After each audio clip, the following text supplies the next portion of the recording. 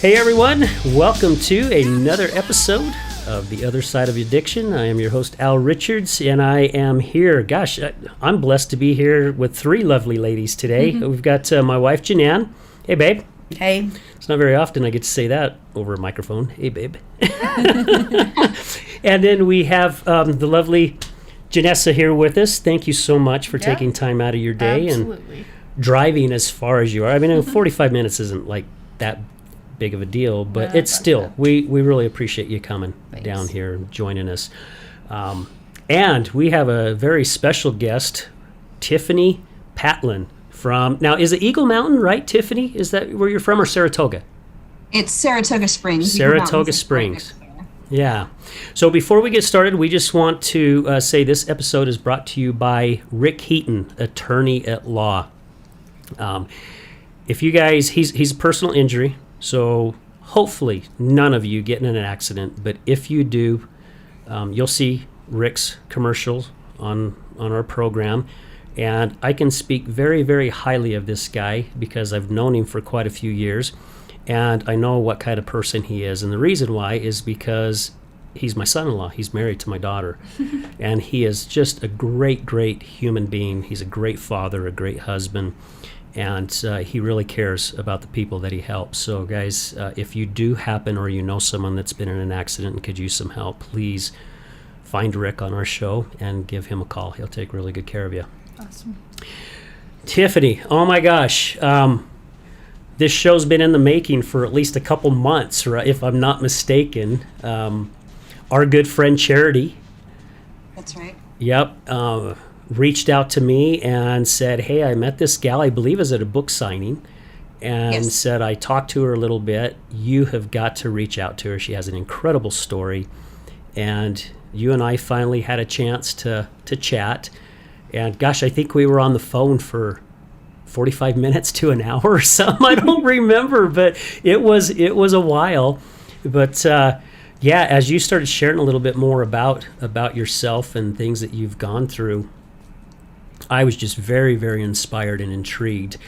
And I'm like, oh my gosh, we definitely got to have this gal on the show. And I love how you want to get the message out there and share it, because we believe here on the show, all of us who come on the show, it takes a number of us to be vulnerable enough and share things that we've gone through in life. Because if it helps one person, I mean, we were talking about it earlier after the first show, that even if we touch 5 people's lives, so it might only be a handful, but each one of those people have a handful of people that they can trust. So it just like, you know, Janessa says, that ripple effect that just keeps building. And that's what we're all about here on The Other Side of Addiction, is to get rid of the stigma and have people like yourself come on the show and say, hey, this is what life was like for me, you know, and now look where I'm at. So there's light at the end of the tunnel, you know, and for sure. I was even shared earlier that doing this show has helped me tremendously, being on the other side of the addiction. It really helps me understand a lot more. It helps me understand my wife, what she went through, a lot more. And we get a lot of that from messages from other people going, thank you so much for having so-and-so on the show. It really touched me, or it really opened my eyes. So again, thank you for taking time out of your afternoon to be with us. Oh, you bet. I agree with everything that you said. It's really important to get the message out, because there's so many people in this world that are hurting. And I feel like I figured something out, and I just want to share with the world, you know. I just want to use my story. There's that saying, to use your pain for a purpose. And that could pretty much sum up my entire life. Wow. That's so cool. I'm actually writing that down, to use your pain for a purpose. You know, and it takes people like yourself, to get that message out, because we were even talking on the earlier show. The gentleman that was our guest, we've known each other for quite a while, and we used to network a lot together, and I had no clue he went through what he went through. And for him to share it, And he even mentioned, he goes, the last time you and I spoke, we were at an event at a barbecue place, and he's like, I know your relationship was just barely hanging on by a thread of a string. And he goes, who would have ever thought you'd be doing a podcast now about addiction? And I'm like, yeah, if you would have said that to me 5 years ago, I would have told you were up in the night. You probably had your head stuck up your rear end, because there's no way in hell I would have thought of anything like it. But I believe it's that same feeling, and that you're a spiritual person. I know that you are, and God put you through certain things that lead you to where you are now out there helping other people and hoping that you're helping other people. So before we get into some really deep stuff, tell us a little bit more about yourself. I mean, are you originally from Utah? Were you born here? What was your family life like? Well, I actually grew up in Las Vegas. That's really as far back as I can remember it, like when I was around 6 years old. Because prior to that, I was born in Texas. My dad was in the Army, so we moved around a little bit. And, I was too young to really remember much of that.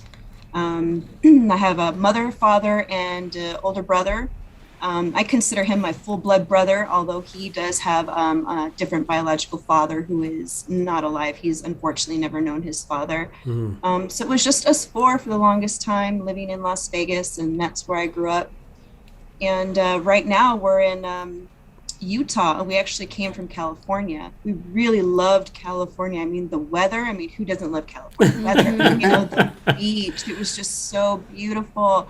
But we really wanted to get a house. It was a goal of ours. And if you guys know anything about the housing prices in California, we would be in severe debt. So my husband and I, started thinking, and we landed here in Utah. And, I have to say, this is our fourth year. And this is the first winter that I actually did not despise. I actually enjoyed this winter, but I had to do a lot of updating in order to, learn how to appreciate it. Yeah. So, because if you grew up in Vegas and in California, you're probably not used to the snow, right? And we've not gotten a lot of snow. I remember it always snowed on Halloween. Yeah. Because we were always disappointed because we got these really cool flipping costumes to show them off, and then it always snowed, and we were always too bundled up to show our costume. Yeah. Yep. Yeah, and I was grateful that there wasn't any snow this Halloween, because I do have 3 kids. I have a 14-year-old, a 6-year-old, and a 4-year-old, and so I wanted to take them trick-or-treating. So we don't need any of that candy, though. I think I let them have maybe 1 piece each, and we just give it away. There's too much sugar, too much stuff. I'd rather trade it for healthier type candies and treats or toys. I just don't want my children to get used to the idea of just consuming so much candy. Yeah. It just comes from my health background.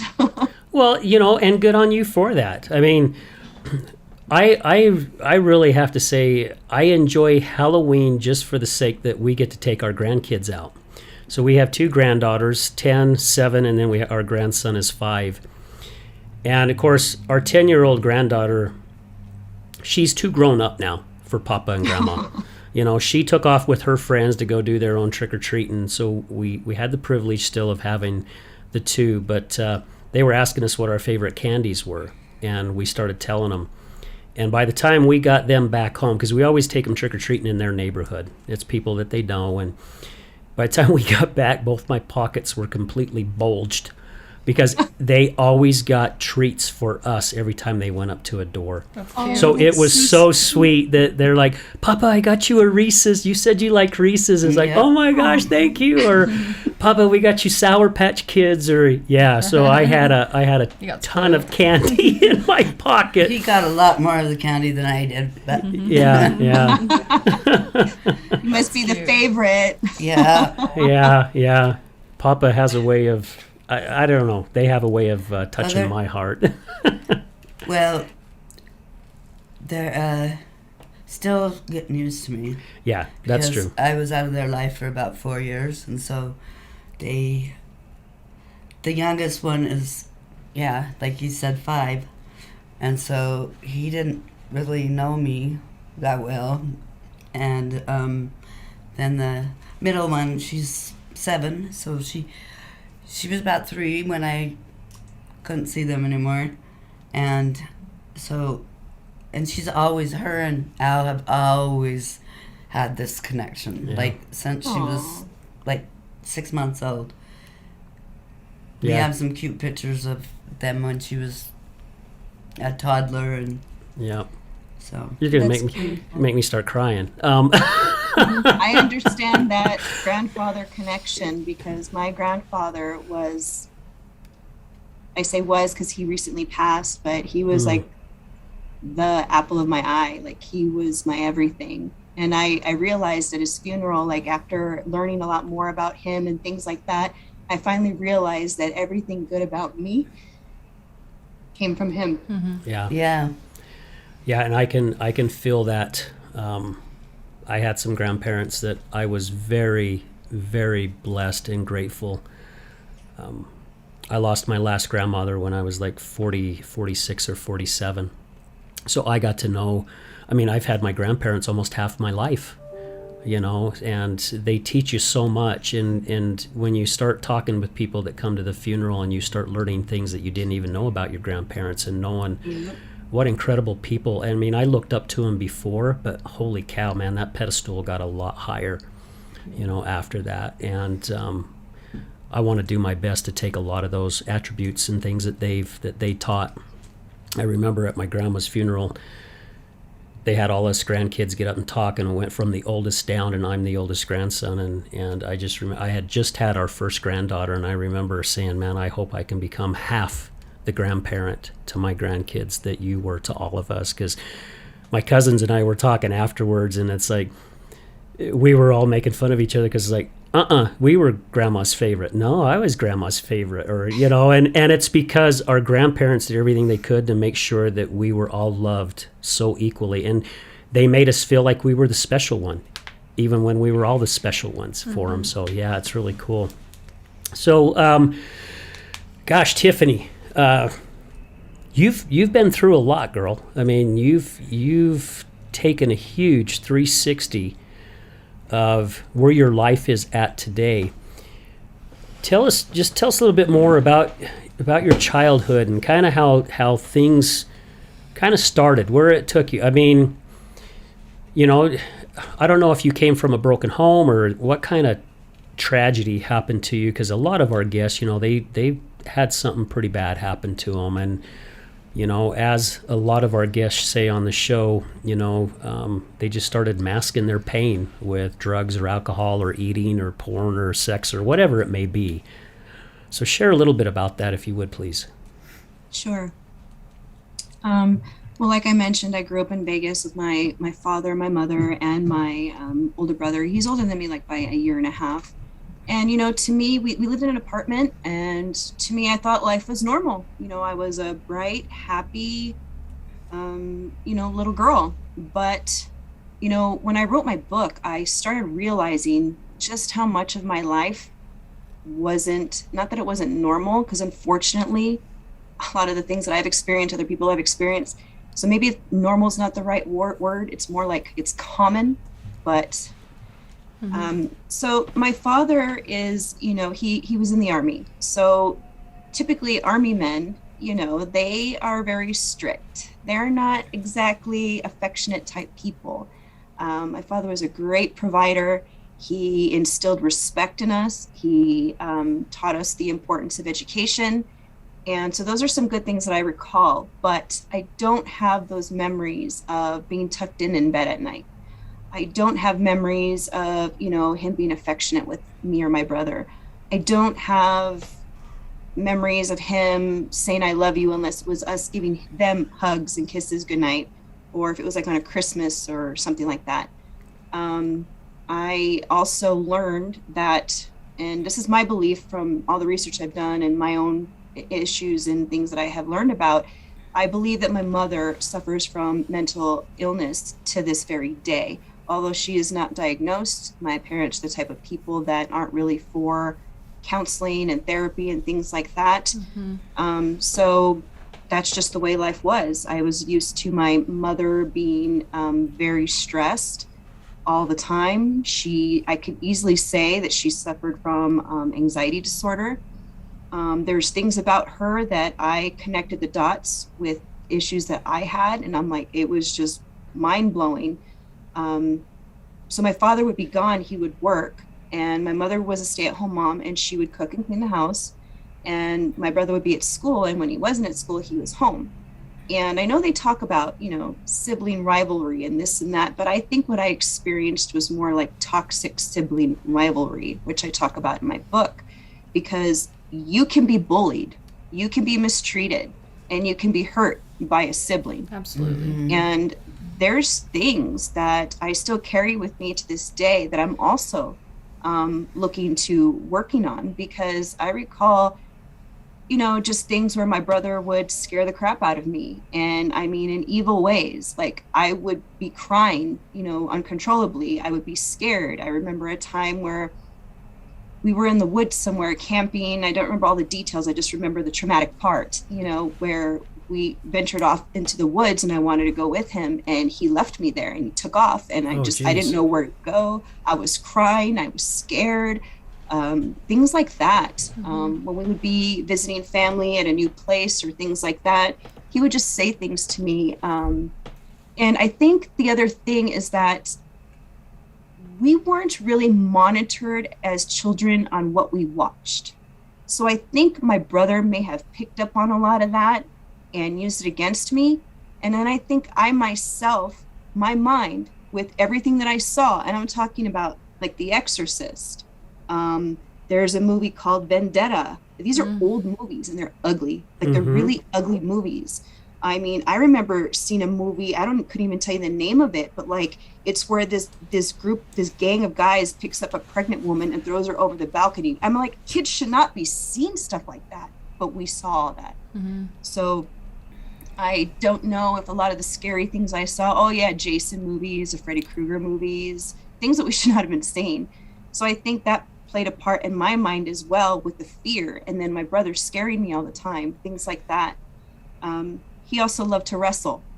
And who else is there to wrestle with but me? But it would get to the point where I had no one there to protect me. My mother was either sleeping in, or she was busy cleaning the bathroom, or just doing something. She couldn't be bothered with anything. And I remember one time I wanted him to stop so bad that, I had long nails as a little girl, and I just clawed him because I didn't know what else to do. And I remember him going and telling my mom, and I'm thinking, great, I'm going to get in trouble, because it seemed like I was always the one that was getting in trouble. And I was shocked. And my mother told him, well, that's what you get for, messing with her. Yeah. She used the F word though. And I remember being shocked that she actually didn't get mad at me, and this is not healthy. This is not a healthy upbringing. So I never learned, the power of my voice either, because there are times where I remember my mom telling me that we were not allowed to question her. And so we grew up just thinking that we didn't have a mind of our own. We're not allowed to do what we want. You have to do what you're told, and you're not allowed to ask questions. So it was really challenging, because I'm a thinker. I have a lot of ideas. I want to know things. I love to learn, and asking questions is a way that we learn. And so it was really, really challenging for me growing up. And it wasn't until things didn't start really to get bad for me until around 11 years old. And that was when my mother, because we would always get into it with each other. We never had like a solid, healthy relationship. So there was a time where we got into an argument, and I was barefoot. I think I had just woken up not too long ago. So I had like a long shirt, and I was barefoot. So it wasn't really appropriate to be outside or anything. And I remember my mother just kicked me out of the house, and we lived in a new apartment at this time. And where, there's a parking lot, there was a brick wall, and I was embarrassed. I didn't want anybody to see me. So I hopped this brick wall, and on the other side was a big, huge deserted lot. It was like off of Sunset Road in Vegas. And I didn't know what to do with myself. I'm just walking around, no one's around. The cars are like way far away, you know, where the street was at. So that didn't bother me. And I'm just wandering around the desert. And you could tell that people had probably hung out there drinking because there was a lot of broken beer bottles littered all over the floor. And I do not know what compelled me to do this. I've never seen it, never heard about it, never learned about it, nothing like that. But I picked up a piece of that broken glass, knowing it might have germs, knowing this, that, and the other. I didn't care because I was angry and hurt. And so I picked up a piece of glass and I carved in my arm, "I hate mom." And that just goes to show you how much I was starving for a healthy relationship with my mother. It's not that I really hated her. I just felt that way because we just didn't have a healthy relationship. I didn't have what I needed from my mother. I didn't have what I feel like I needed from my father. Same thing with my brother. So it was just poor little me. And I didn't really have anyone to talk to. You know, sure, I had friends at school and stuff, but, you know, they're the same age. What do they know? You know what I mean? Yeah. It's not like I had people that I knew of that I could just call and talk to them knowing that they would give me solid advice. Like those thoughts never crossed my mind, not even once. You know, after that, I went into 6th grade and I remember getting bullied. I got bullied in 6th grade and I couldn't even tell you why. I wore glasses, you know, thick pink frame glasses. My mother picked them out for me because they matched hers. So I wasn't allowed to pick what I wanted. She would dress me. Not that the outfits looked bad or anything, but it wasn't, I feel like maybe I stuck out a little bit more than like that group of girls. Yeah. I really couldn't tell you. I don't know. But we all know hurt people, right? So they must have been hurting. And I was the target.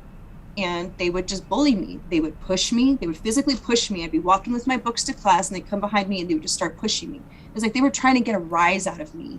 And I didn't know how to fight back. I didn't know how to do anything like that. Like I would just cry and I would tell my parents and my dad would tell me to go tell the teacher, go tell the dean. And I did. And guess what? That made it worse. Yeah. They just continued to pick on me, you know? And I would try to tell my dad, like, Dad, that's not working. They just get more mad. And oh, well, huh? oh, well. Oh, well. Left you to the So wolves. it wasn't until I finally started fighting back. And this is a part of my life where, you know, it hurts my heart because I hurt a lot of girls physically by beating them up because of a lot of the anger that I held inside within me. All the stuff from my father, from my mother, from my brother, because there was also a lot of violence in the home. My parents were big on punishing us by spanking, not just, I choose not to spank my children, but I can understand a little swat on the butt to be like, hey, straighten up. I can understand that, but that's not what I received. It wouldn't stop when we would cry and scream, begging them to stop. They wouldn't stop. It would just make them want to hit us again harder and harder and harder. And that's why I don't believe in that, because when you're that angry, you will naturally take your anger out on whatever's in front of you because you can't see straight. You're so angry you can't see straight. You're seeing red. Exactly. And I feel like that's what I was experiencing when I started fighting back these girls. That was my go-to. My brother wouldn't leave me alone, so I had to learn how to fight him off physically. And that wasn't something that was in me. You know, like my love for learning. I feel like that's a natural characteristic of mine, you know, but fighting was not. But I had to learn that. It's almost like I was forced to learn how to fight. Survival. Yeah. Yeah. It's not pretty, but no one else was there to protect me, so I had to do what I had to do. Yeah.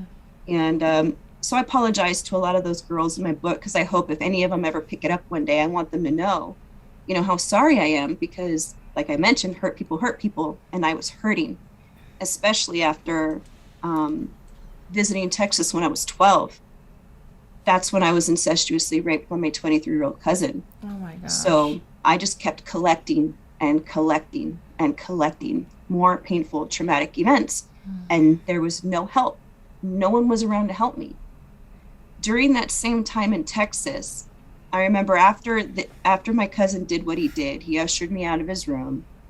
And I remember sitting in the bathroom floor, holding myself in the dark, because the house was dark. I guess I assume my aunt and uncle went to bed. And I remember just holding myself confused, just so confused. That is like the best word I can use to describe everything up until that point, just confused. I just never understood what was going on or why things happened to me the way that they did, which I feel like a lot of us can resonate with. Yeah. And so the next morning, I remember noticing that my cousin was not there. That seems like a little guilty conscious there to me. It's like, oh, I better leave first thing in the morning. You know, who knows what's going to happen. But I asked to leave to go to my grandfather's house, who also lives in Texas. So this was on my mother's side of the family, the cousin. And my grandfather, who I love dearly, is on my dad's side of the family. And so I asked if I could go to my grandpa's house. And so they took us. And when we were there, I remember sitting on the couch. It was late. I'm sitting on the couch with my cousin, and we're watching, TV. And she gets up to go to the restroom. And my uncle, who I love him dearly. He's always been cool with us, never had a reason to fear him. And I'm laying on the couch, and he comes over, and he sits on the edge of the couch next to me and leans his arm over the couch. And then he proceeds to start fondling me, my breasts, and leaning in like he's going to start kissing me on my neck. And when my cousin did what he did, I experienced what they call tonic immobility, which is where you basically become paralyzed, like when a possum plays dead. Yeah. And that's what happened to me. So when my uncle did what he did, I almost reacted in the same way. I remember feeling my body stiffen up. And I think he acknowledged that or felt that. And he had the nerve to lean back, look at me. Like he looked at me. So it's like he must have known who I was. Yeah. He looked at me and he said, "What, you don't want me to?" And I'm like, I didn't know what to do. And I think I just was like, as much as I could, I mustered like a little shake of my head. Yeah. Thankfully, my cousin came out of the bathroom right then and there, and he got up and went away. And that's when I was like, I need to say something. Why is this happening to me? First my cousin, now my uncle. What the heck is going on? This hasn't happened to me before. Why is this happening? I knew it was wrong. So why is it happening? Yeah. So I told my cousin. She says, maybe we should tell my mom. So we went upstairs. I told my aunt. And I got a response that I was not expecting. She kind of just told us, that's what happens when you go. I don't remember her exact words. It was like, that's what happens, or you guys shouldn't be staying up late, or something to that effect, she said, which basically just brushed it off and told us to go to bed. And almost putting the blame on you. Blaming you for it. Yeah, exactly. Why are you staying And I up remember late? being shocked because I'm like, I thought this was wrong, so why is nobody doing anything about it? Where the heck then- are all the adults in my life? Yeah, no kidding. Exactly. Yeah. Exactly. It's like my mother, my father, cousin, uncle, Brother. I don't know. Yeah. But it's like, why isn't anything being done? Okay, whatever, like always, I just dealt with it. But then the next morning, I woke up the next morning I was on that same couch, and I had one of my little baby cousins. I was just playing with her on my lap, and right in front of me was the front door. And my uncle happened to walk in, and he said something that I remember shook me to my core. He said, "What's the matter with you? You look like you've seen a ghost." And that's when I realized I must have looked scared. Obviously, I mean, does he not recall what he did or what he tried to do to me? There's the So gaslighting. I felt really uncomfortable. And I knew I needed to speak up. I knew I needed to. And my grandpa was in his office, which was close by. So like, you know what? And this is my grandfather, the man that I love more than anything in this world. And I have to go tell him something like this. I mean, it's hard for people to speak up to begin with because of the shame and all the ugliness that surrounds it. But now I have to tell this to my beloved grandfather. So I did. And I've never seen this look on my grandfather's face before. He was not happy. And he just told me to go into his bedroom with my grandmother. My grandmother was laying in there. I think she was sick at this time. And he asked me to repeat it to her. Oh, You know how geez. hard it was to do it the first time and I now can to do it imagine. again? And so I did. I told him, but you know, it was slightly watered down because it was so uncomfortable. Then the next thing you know, they bring my uncle into the bedroom. Oh my gosh. So now all four of us are in this bedroom and they ask me to repeat it again. So by this time, I'm just like, oh, yeah, you were just touching me and stuff. That's all I said because I was so extremely uncomfortable. Mm-hmm. And he actually reached over to touch my arm. And I remember going like this. It's just like, why? Don't touch me. Like, why would I want you to touch me? And Mhm. Yeah. he just leaned over and said, oh, I'm sorry. Just like that. Like it was "Oh, I'm nothing. sorry. Yeah. Mm-hmm. I'm sorry. Wow. Crazy making. And that was it. That's all that was done. Ugh. So it's like I'm over here just thinking I thought these things were wrong. I thought all this stuff, but the adults in my life aren't doing anything about it. So what am I Yeah. supposed to do about it? Yeah. I didn't know. I don't know what I'm supposed to do. So things like this just started finding its way to me. By 8th grade, I was in a sexually active relationship with my boyfriend at 14, which is understandable because it was like I never saw my virginity as special. I was never taught that. My innocence was already taken from me. Yeah. You know, Mhm. so to me that was normal. It was common. It's what people did. So I did it. Didn't have any way about it. That's just what I did. But that was around the time that I had my first drink of alcohol. Was in 8th grade. I remember my parents had a bottle of Seagram 7 whiskey in the pantry. I knew it was liquor. I didn't know that you were supposed to mix it. I didn't know any better. I didn't, you know, but for whatever reason, I just wanted to get drunk. So right before I went downstairs to the bus stop, which is right across the street from our other apartment that we lived in, I remember I grabbed like a really tall glass, probably like a 12-ounce glass or taller glass, and I just poured the whole thing Oh my gosh. full of liquor. Holy cow. I did not know what I was doing. And I remember it smelled bad, so I just went to my room, sat on my bed, plugged my nose, and I chugged as much of it as I could. Oh I my don't even gosh. remember if I drank half, a quarter, the whole, I couldn't even tell you. But it hit me instantly. Because after that, I went downstairs, across the street, and they're at the bus stop, kids are coming. And the next thing, this is something that I remember them telling me because I was drunk by this time. So this is everything everybody has told me, and I vaguely remember it. They said that I was sitting in the middle of the street and I was laughing at the wall.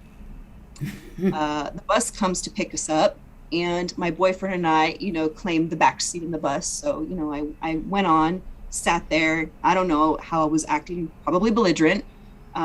His stop eventually came. He gets in the bus. One of the girls, who was a friend of mine, told him, and I remember him looking at me like I was crazy. And wouldn't you know, the bus had one of those fire drills where they open the back of the bus and you have to get Yeah. down. Yeah. You would think they would smell it on me. You know, I didn't know that you should, you know, have gum or something. Otherwise people would smell. I did not know any of these things, but nobody knew anything. And my boyfriend knew that I was so messed up. So he was tall and strong. So he was able to pick me up and take me off of the bus. And I'm all being belligerent. I'm like, woo, you know, like nothing. Just, Yeah. I'm a 14-year-old drunk at this time. Mm-hmm. So we make it to school. They take me to the bathroom, and they're trying so hard. This girl is trying so hard to shove pieces of cinnamon roll in my mouth to help sober me up. I remember falling off the counter on the floor, again, being belligerent. So my poor boyfriend, he was standing in the doorway, and he bravely walked in, picked me up, sat me on the counter, and then walked back out. And the bell rang, and they didn't know what to do, and they had no choice. They kind of just left me. They tried, and I think I can imagine I was probably being very difficult. Yeah. They did what they could. I do not fault them for anything. I'm so grateful that they were even there to help me as much as they did. Next thing you know, I end up in the nurse's office. They call my mother, and I remember I'm just laughing. I just think everything is so hysterical. And I just remember the shock in my mother's face I remember the nurse lady almost like being angry at my mother. Now that I look back at this event, she was probably pissed at my mom, like, why in the heck is your 14-year-old daughter drunk? Yeah. I get Yeah. that. But at the time I didn't, And I remember reading the paperwork that we got, and they had recommended counseling, but I never went. No one ever, that's my parents' responsibility. They never took me. Mm-hmm. They never put me there. It wasn't until there was an event, again, another fight with my mother. I'm so angry. She walks out of the room. I'm just fuming. I remember feeling like I had the devil inside of me. Like, that is how angry I was. And I just wanted to be violent. I wanted to break something. So I was hitting and punching my window, and it wouldn't break, which made me even more angry. I don't know what I found to actually break the window, but I found something to break the window.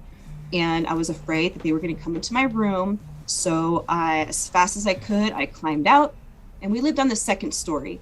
So I climbed out and I dangled, and I just counted and gathered my courage and pushed myself off, jumped down to the ground.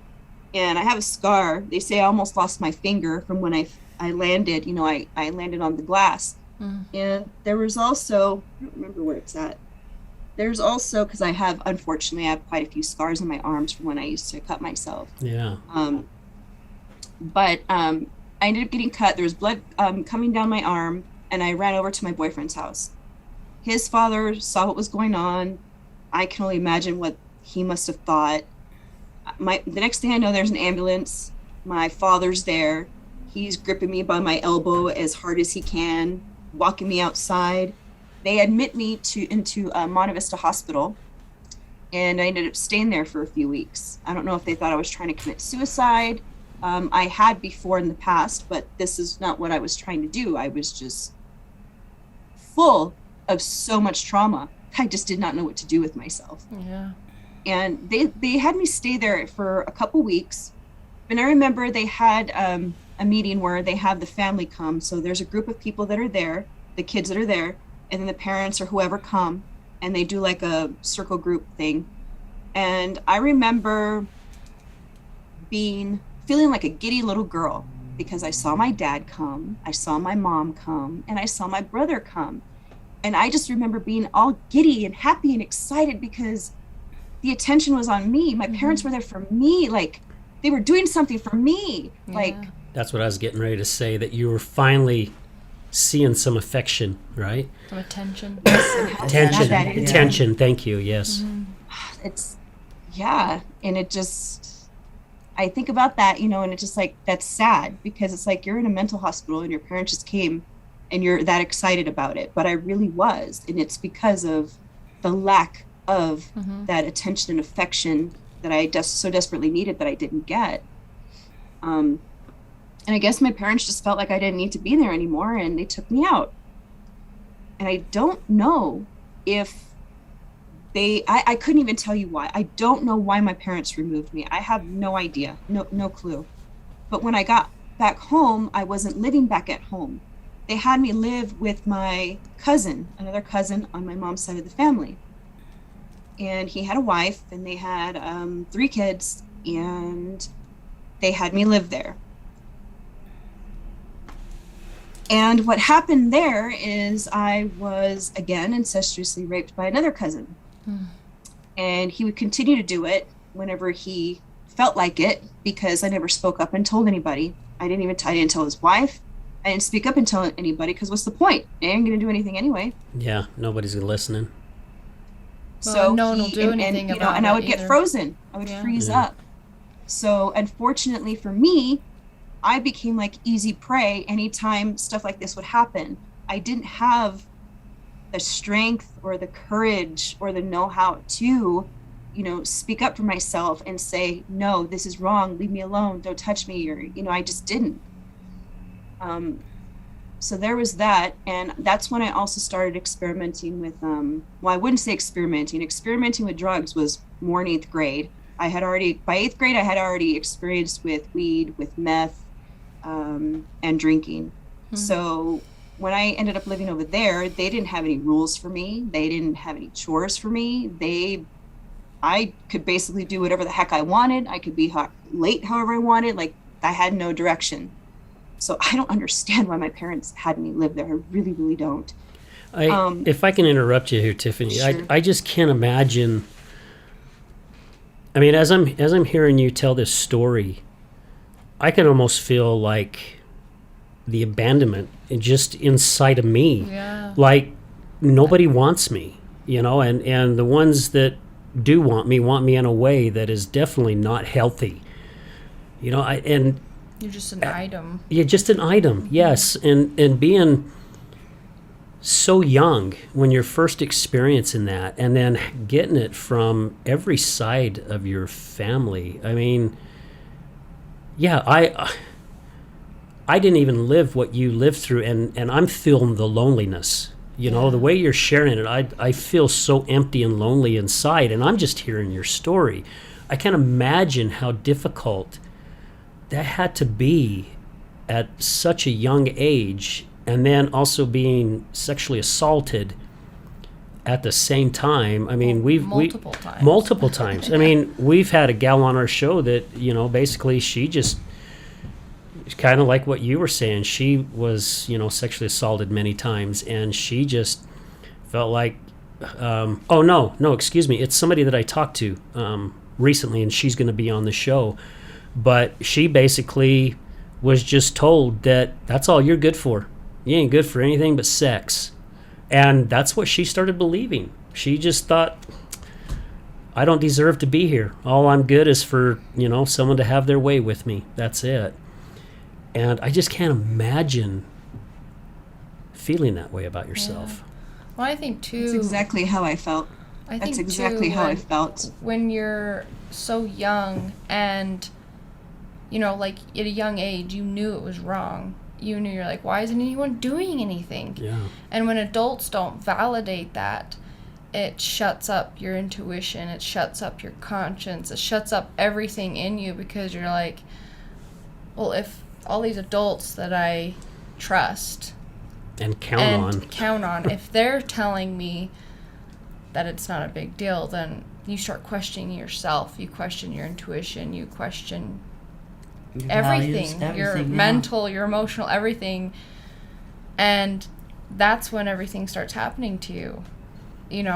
That's when you you allow it, because you're like, well, it must not be a big deal, because nobody's saying anything. Yeah. And I don't know, like it's crazy to me that starting out at such a small thing is questioning your intuition and your ability to right and wrong.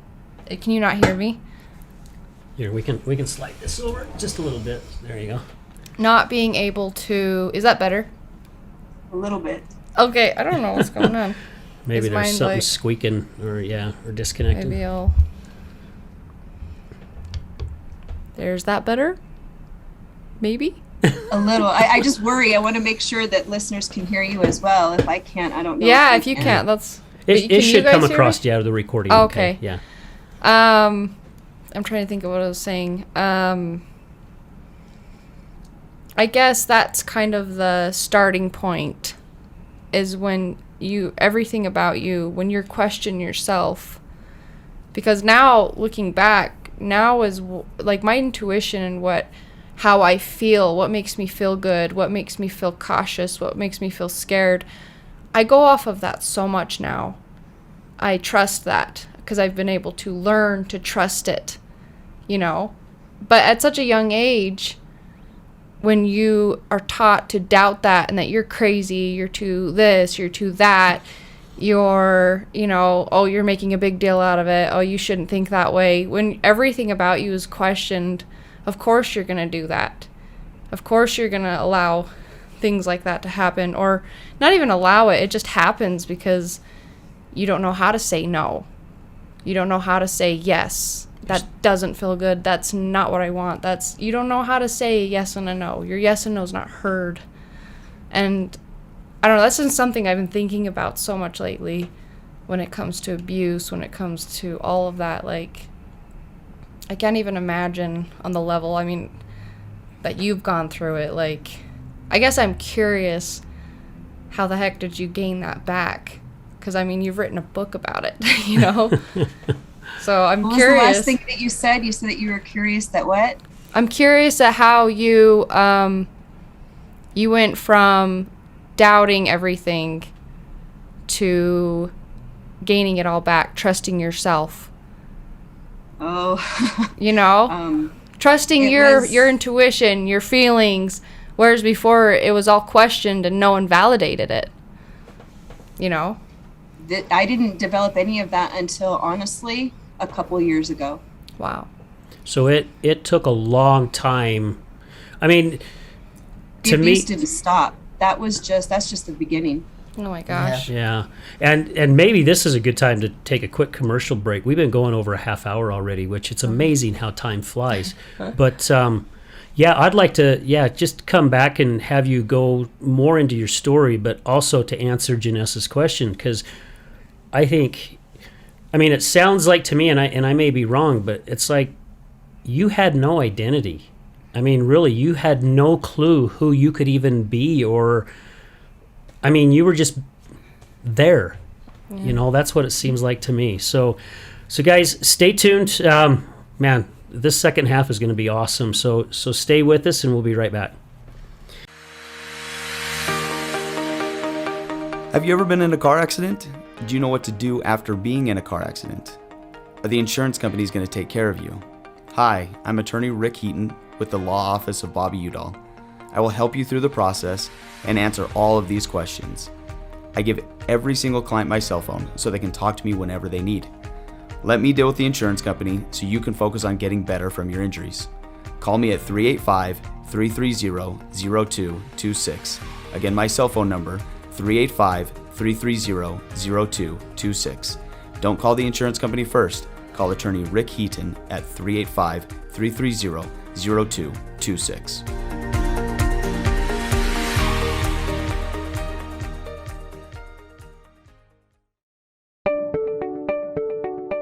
This is Gregory, owner of Lift Up Concrete, proudly serving the Wasatch Front for the last 12 years, lifting sunken flatwork for both residential and commercial applications. Only fully trained professionals lifting concrete at your residence with the same quality of material and method used at every commercial job we ever do. Don't replace it, lift it. liftupconcrete.net, 801-792-4535. Contact us at liftupconcrete.net, or if you're looking for a complimentary quote, 801-792-4535. Again, 801-792-4535. Again, this is Gregory, Lift Up Concrete Lifting.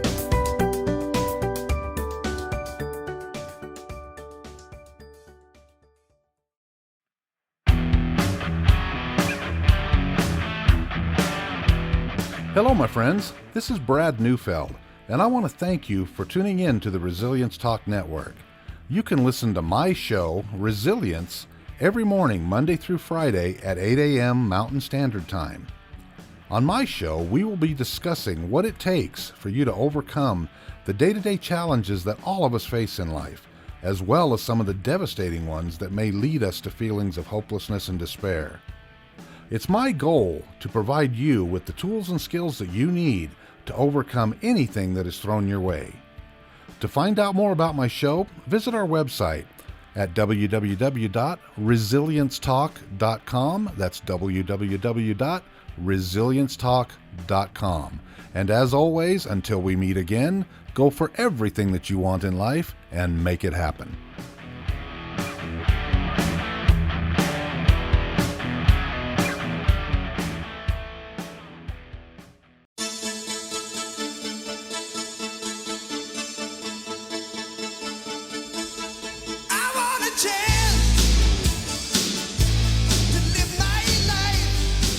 Hey everyone, welcome back to the Other Side of Addiction podcast. Man, the first part of the show, yeah, I was feeling her pain. I mean, seriously, I was really feeling this, and it sounds like you ladies were feeling the same thing. Yeah. Again, this episode is brought to you by Rick Heaton, attorney at law.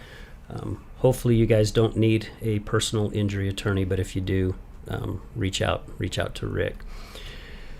Tiffani, oh my gosh, man, I mean, where this has gone so far, and I know there's still more for you to share. I mean, I'm just still even in awe. I mean, I have 2 daughters. We have 2 granddaughters, and I just can't imagine them at a young age like you were just living a life like that, you know. And I mean, you're supposed to be out playing with Barbies and or climbing trees or whatever, and here you are doing everything you can just to try to figure all this out and trying to survive, and also the confusion of why is all this crap happening to me, and is this the way life really is? I mean, oh my gosh.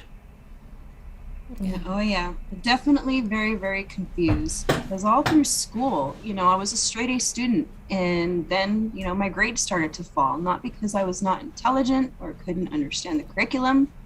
It was because I couldn't find a ride to school, or, you know, being in that hospital, you know, different things like that. So it was definitely very confusing times. Did you feel, because you said that you was in like a mental hospital, right? Mm-hmm.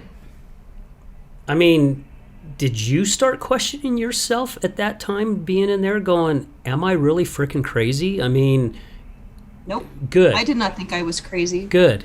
I remember realizing that they wouldn't give us sharp things.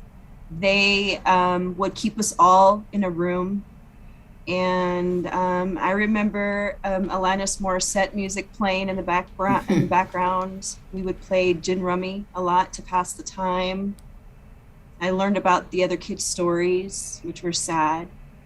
And that's really all I remember. And there was a time actually where I saw, this is just goes to show you why it's important for children, you know, to learn the power of their voice, just one of the many reasons. But there was a lady there that worked there at the hospital, and there was a really long hallway, and I remember standing at the front desk. I don't know, I was trying to ask for a phone call or something, I don't remember. But I remember seeing this lady. She's a white lady. She had, I don't know how old she was. She was just a lady that worked there. And there was this little boy. I don't know how old he was. It could have been anywhere from 7, 8 years old. And she was so irate with this little boy. She wrapped him up in a blanket, and he was on the ground, and she shoved him up against the corner of the wall, and she sat on the floor, shoving her back up against him so he couldn't move. Oh my gosh. And yeah, and the poor kid is just kicking and screaming and crying, and I'm watching this happen, and I didn't say anything. She looked at me too. She saw me looking at her. I didn't say anything. What am I going to say? What am I going to do? It's not like anybody's going to listen to me anyway. But that's sad. You know, I should have spoke up for that little boy. I should have done something. I should have tried to do something. But I didn't know any better. I just didn't know. That's why it's so important for, you know, children to develop the power of their voice, because, you know, heaven forbid they are sexually abused or even physically abused or anything, mistreated in any way. They need to learn to understand, to speak up. And even if one person won't listen, that was another lesson I learned. Just because that one person didn't listen and didn't do anything, that doesn't mean stop. You should still speak up until someone does something about it. You know, and we take that into our adulthood.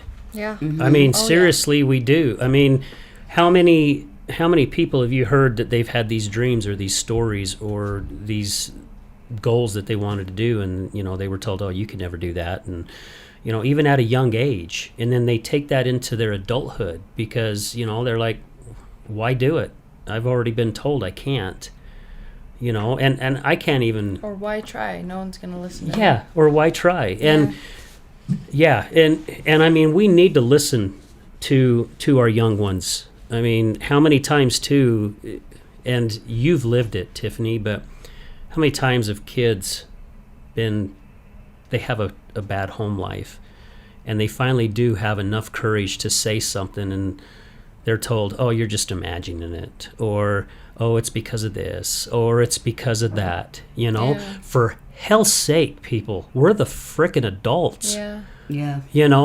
Who says this person isn't telling the truth? Who says they're imagining it? You know, I mean, damn. Well, and it's our job to help the child. I mean, I have 3 boys, and I mean, it's definitely a generational thing that we learn from our parents, their parents, grandparents, but it's like, you listen and you do what you're told, and don't you ask questions, don't you talk back to me. Yeah. And that's something that I've really had to battle and work on with my boys.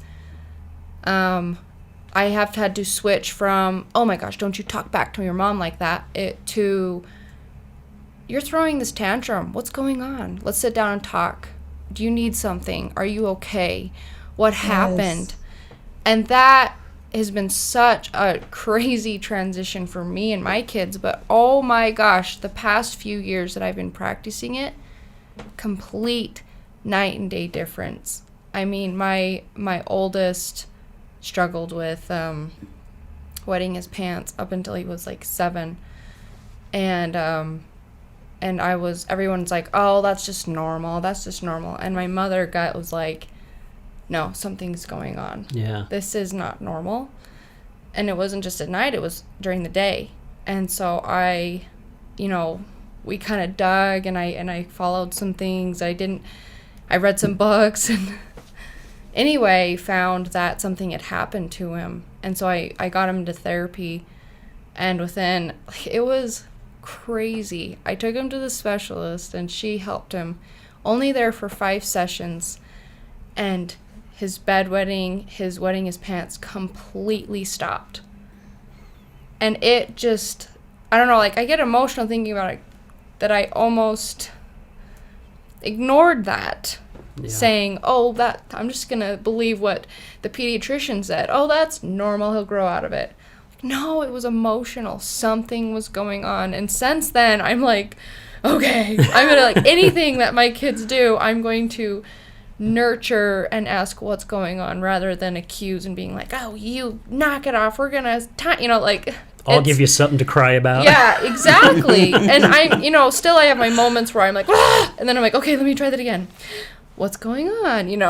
Like, I still have to practice. I'm definitely not, I definitely am not a perfect mom by any means, but it's crazy, that transition and what it can do, not just for them, but I feel like yourself, and then for your spouse, or for anybody, being aware. Yeah, it's nice to know that you were able to, that you didn't listen, and you listened to your mommy gut, and you did do something. As soon as you said that he wet the bed till he was 7 years old, I had an inkling. Mm-hmm. So I'm sorry that happened to him, but I'm so proud of you for stepping up for him, because I know how important it is to speak up and help your children, and you did that. So good for you. Thanks. So Tiffani, I mean, gosh, I know you got so much to share, but I mean, gosh, I'm trying to figure out where to go with this. You went through a ton, and even a lot more. I mean, something inside you finally had to start festering. I mean, right? I mean, something deep inside you had to start saying, man, I'm sick of this crap. I'm sick of my life. I'm sick of feeling this way. I mean, if you can still share your story. We definitely want you to share more of what went on. But and I know we're both asking her questions, because I'm like, what? Yeah, because I tell you what, everybody handles trauma in different ways. Mm-hmm. Some of us never snap out of it. But there are something happens, something clicks, a light bulb turns on that starts going, wait a minute. I'm done. I'm sick of this shit. I'm just going to say it. I'm sick of this shit. Life is going to be better for me. That wasn't until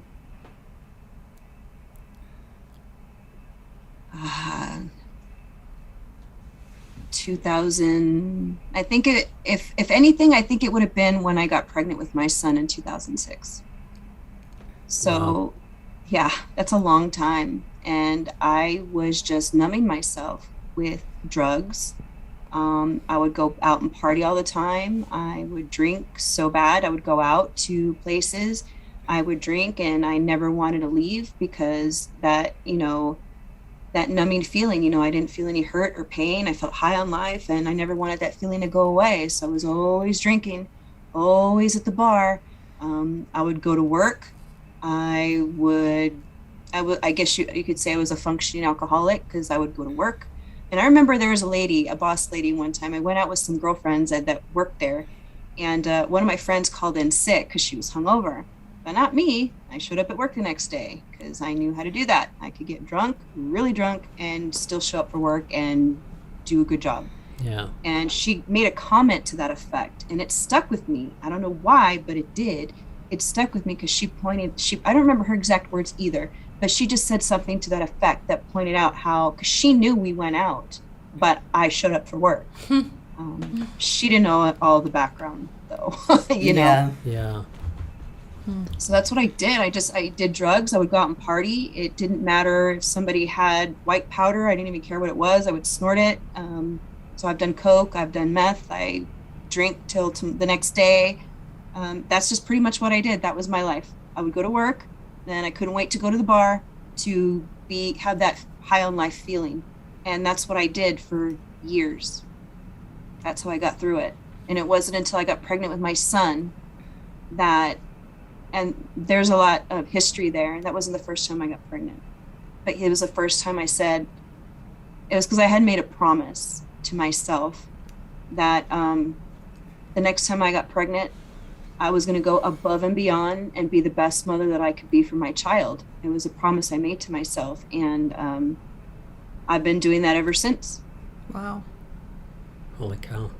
So basically it was the pregnancy that kind of started opening your eyes and changing things for you. Yes, but I didn't do it for me. I did it for my son. Yeah. So I didn't really start doing things for me until a couple years ago. Yeah. Yep. And God was never in my life. I mean, I was raised as a Catholic and baptized, but I didn't know what I was doing. I didn't know why I was kneeling. I didn't know why they wanted me to memorize this prayer. I didn't understand any of that. I didn't know. When I had hard times, because I was also homeless at 14, and there was times where it would be at nighttime and I would just be wandering the streets of Las Vegas, and I never knew to call out to God.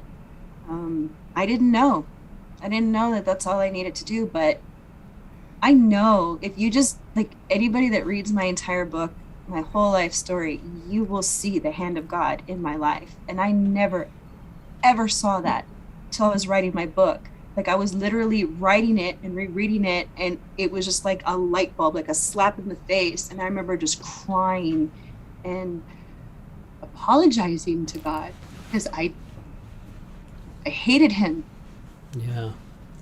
How can a God exist that allows all these things to happen to someone like me? I didn't ask for it. I didn't do anything wrong. Like, why is all this stuff happening to me? And I just didn't know. And I hated him. I cursed him. I truly believed that I was cursed with beauty. I hated the way that I looked. I hated everything about me because whatever it was, me, just being me, attracted men to just freely sexually abuse me left and right, here and there. At 14, shortly after that, I was raped by another cousin, which was the brother. And I remember asking him, he stepped out on the balcony when he was done with me, and I stepped out there and I looked at him, and I remember asking him, "Do you by chance regret what you just did to me?" And he looked at me with red glassy eyes and he said to me, "I never regret anything that I do." And I'm like, okay, well, there's that. What am I going to do with that? Wow. Holy cow. My gosh. And I can't even imagine be living out on the streets at the age of 14 in Vegas. Yeah. That was really hard. And I got to bring this up. Because as much as you was not liking God at the time, saying, how could you allow something like this to happen to me? Also, if you go back, which I'm sure you have, there could have been some really nasty stuff that happened to you being out on the streets at the age of 14, and somehow you escaped. You still went through some bad stuff. I'm not disowning that, because what you went through, nobody should go through. But I mean, your life could have taken a whole different turn at that time. Yeah.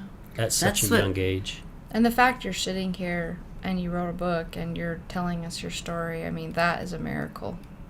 It was God. I finally know now. It was God. Mm-hmm. But I did not know that before. And I think God tried to show me that he was there for me. And I'll share a couple stories with you about that.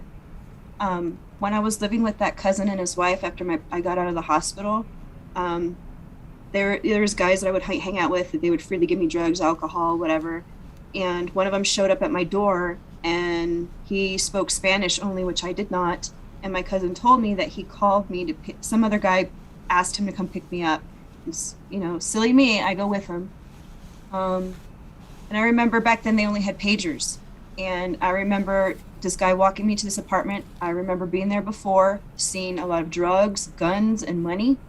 And this time it was dark. It was really dark. It looked like all the lights were off, and I thought, oh, well, maybe they just don't want the cops to know that they're in there, whatever. So I go in there, and I remember feeling scared because it looked like they had just moved out, and it was dark. The vacuum, the floor was in desperate need of a vacuum. I remember that. And I remember asking him if he had a phone because I was scared, and I wanted to call my cousin. And he told me that he didn't have one. And he proceeded to have his way with me, and I allowed it because, I was too scared to fight back even if I wanted to. Yeah. Because just simply knowing that this guy had dealt with guns, I didn't know if he had one in his pocket. I didn't know if he was going to force me or beat me up and then do what he was going to do to me anyway. So I just kind of let it happen. But he let me go. And I remember when I was walking down the sidewalk, the long street, I was afraid to walk too fast, that he would chase me and not want me to go after all. I was afraid to walk too slow because I wanted to get away from him so bad. But as I was approaching my cousin's apartment, there was a slew of cop cars outside. And my cousin ran up to me, and I don't know, he just asked me something, and I remember just looking at him with tears in my eyes, and I just told him Pancho, because that was the name of the guy, and he knew, and he chased after him. I don't know what he did. And then to come to find out that my cousin's wife told me that she received a page with a series of ones. And in the booklet that they gave us, a series of ones means emergency/help, but I'm not the one that sent that page. Wow. I know that was God. Wow, holy cow. I know that was God. And that was a part of my story that I was writing about, where I was crying and I was like so apologetic, saying, God, I'm so sorry. I'm so sorry. You were really there the whole time. And it's just like what you said. Yes, bad things happened to me, but God protected me. Like, he protected my life. There was another time where I was driven out. Some random dude picked me up. All I know is that he was kind of bigger. He had long blonde hair and a green Jeep. And he picked me up off the street, brought me to a friend's, drinking drugs. Let's go for a drive. I say yes. The next thing you know, I notice that he's driving me to the outskirts of Vegas, and I'm getting scared because I've heard about dead bodies being buried in the desert, things like that. So I was scared, and I knew he was driving out of Vegas because I could see the stars. When you're in Vegas with the shining lights, you don't see the stars. A star. Unless you're driving out. And so I was scared. I pretended to pass out. That's all I knew how to do. And he drives into just the middle of the desert. There's nothing around, absolutely nothing. I hear his belt buckle. I know what he's about to do to me. He, violently has his way with me. It was very rough. And I tried my best not to utter a sound. And I just faked it. I just acted like I was just passed out. And the next thing you know, he started driving me back. He could have left me there. He could have killed me. Mm-hmm. He could have done anything, and nobody would have heard me. Think about it. Why did he drive me to the outskirts of Vegas, to the desert? Yeah. Yeah. Because he could have done that anywhere else.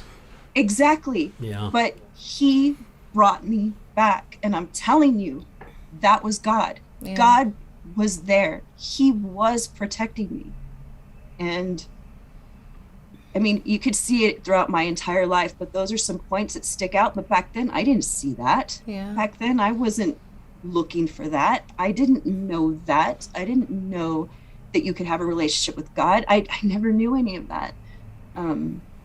I was just collecting these crazy experiences. I mean, this still at 14 years old, probably going closer to 15, I ended up having a relationship with a 32-year-old man at the hand of my mother, Oh my gosh. the one who's supposed to take care of me and protect Yeah. me. I wanted to spend time with her so bad. I bought concert tickets. We went to a concert. It was at Peter Frampton and REO Speedwagon. Ooh, sounds like a great concert. Yeah. It was. Yeah. I like that music because of her from back then. But it was good. But she had like a couple beers, and I was already smoking cigarettes by then. She wasn't saying anything. I don't know if she got drunk. I was like, let me hold one of your beers. She let me. I drank it. It was strange. And my father was the one who dropped us off at this concert, yet we're leaving with two strange men. We're going in their truck, and they drive us to, I don't know, some casino. My mother's off talking to one dude. This the 32-year-old guy is over here talking to me. And I remember telling him the truth of how old I was. He gave me some pill, didn't even ask what it was. He's like, oh, here, take this. And that's what I would do. I'm like, okay. I did what I was told. Yeah. How old were you? He was an elder, and I did what I was told. So he gave me this, whatever pill it was. And the next thing I know, we're back at their house. My mother is in this other guy's bedroom on the bed. They're fully clothed, but they're both laying on the bed in deep conversation. And I'm just standing there in the room, literally like uncomfortable, don't know what the heck to do with myself. So I copied my mother. I mimicked her. I walked around to the other side of the bed, and I laid on the bed on the other side of that guy because I didn't know what to do. Yeah. You know, as a young girl, you look to your parents, you know, to guide you and teach you, right? Yeah. I guess you could say this is what I was being taught.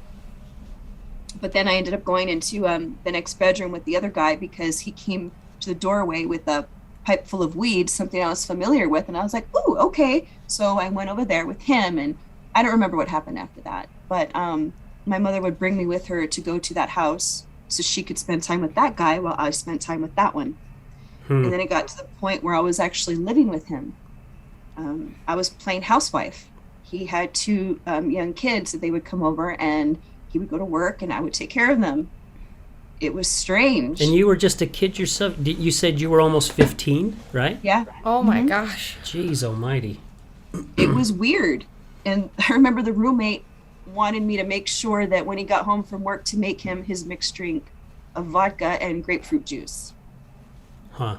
It was so weird. It was just weird. It was all weird to me. And like you said, Al, I was just there. I was just there.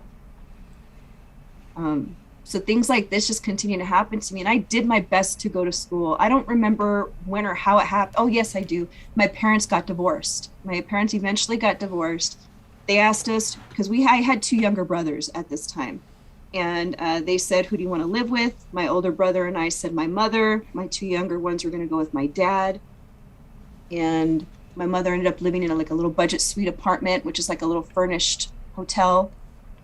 I remember thinking it odd that my mother would sleep in the bedroom and she allowed my older brother to sleep in the bedroom with her while I was the female, the daughter, and I was stuck to sleep outside in the living room on the couch. I think that's odd, but whatever. That's, again, just doesn't matter what I think because things are just going to happen as they're going to happen. Yeah. And I remember getting into a fight with her one time. I was in juvie so many times. They would call the cops on me. I would end up in jail. They would leave me there for like 3 days at a time because that was when they started calling and threatening to charge them with neglect. And that's when my parents would come and pick me up. I remember one time actually before when I was still living with my father, things got really violent. Sure enough, the cops came. They never listened to me. I was just a problem child. They never, ever listened to me. I was always the one that was put in jail. But this one time, even though I was put in jail, it was different because this time a doctor came in to look at me and I didn't know why. Then this other lady came in asking me all these questions and I didn't know why. And then instead of my parents taking me and picking me up, I'm being taken to Child Haven, which is a place where they take kids who, I don't know, have nowhere else to go. I was homeschooled there. I had food to eat. I had a safe bed to sleep in. I was able to go outside and play safely. Like, it was a great place for me to be compared to what I had been dealing with everything else. And eventually I was back out on the street because my mother came and picked me up. But I didn't realize it when I was there. Why was everybody being like so extra specially nice to me? Is it because I'm the new girl? Finally, I saw myself in the mirror after I don't know how many days it had been. And I had a huge black eye in my face. And I was like, oh, that's why everybody was being so nice to me, the way that they were. And I remember trying to get purple makeup to cover my other eye so it didn't look as bad. But then, my mother should have left me there. I don't know why she came to pick me up. I really don't. But she did. And soon after that, I was back out on the street. But there I was being taken care of. And, I guess my life was I feel like I was meant to endure everything I did because of where I'm at now. Yeah. If I didn't experience all of these ugly things in my life, I wouldn't know what it felt like. I just simply wouldn't know what it was like. But now that I do, I realize that I have the ability to use my pain for a purpose, and that is to help other people.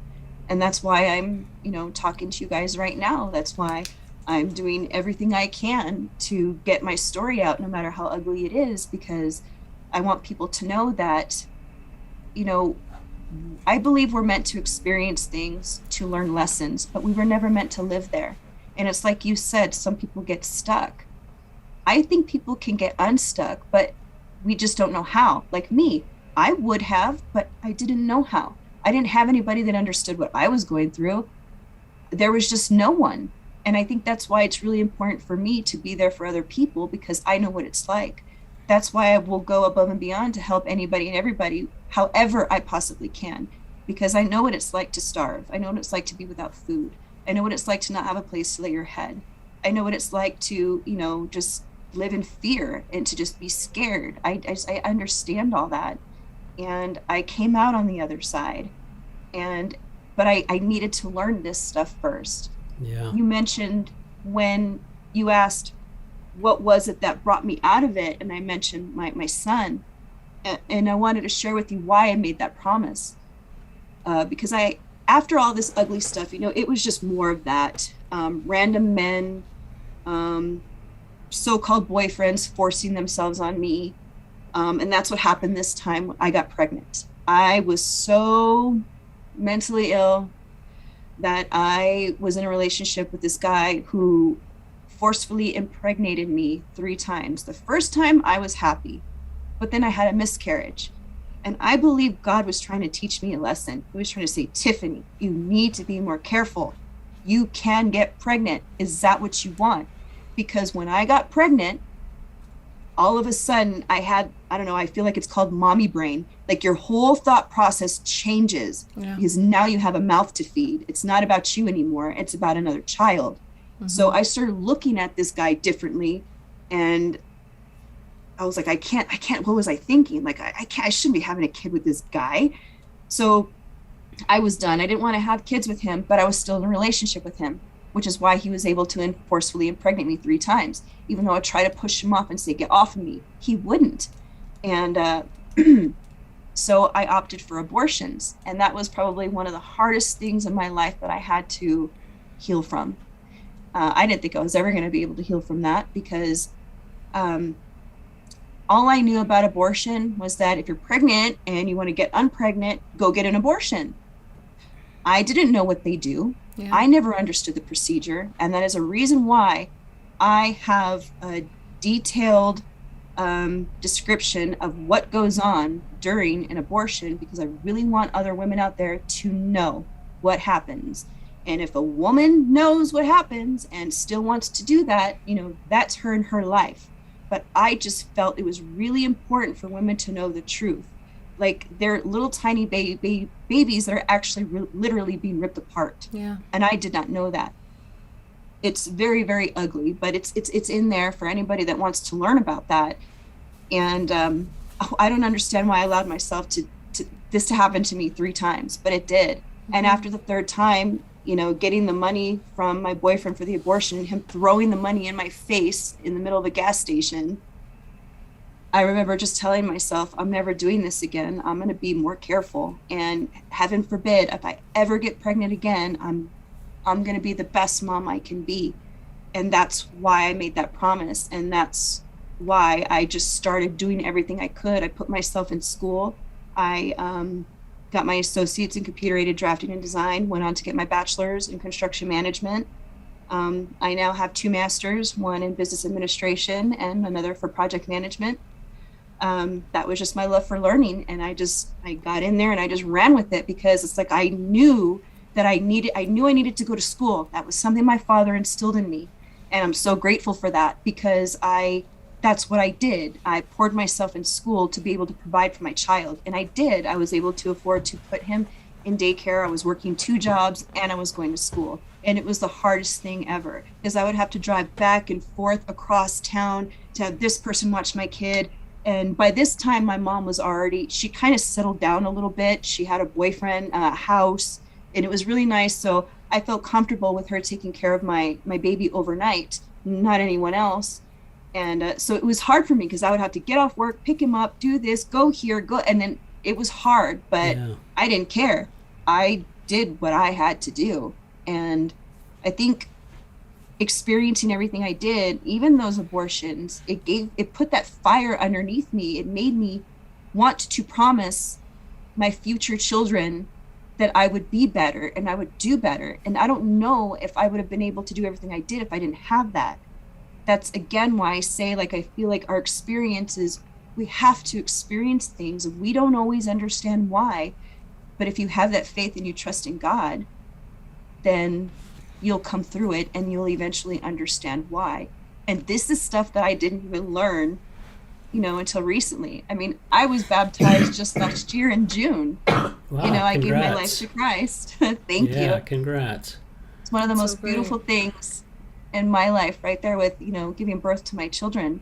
Yeah. Um, And Congratulations. with you saying, stuff that we all go through, because that's all part of life. We all go through trials and pains and suffering, some worse than others.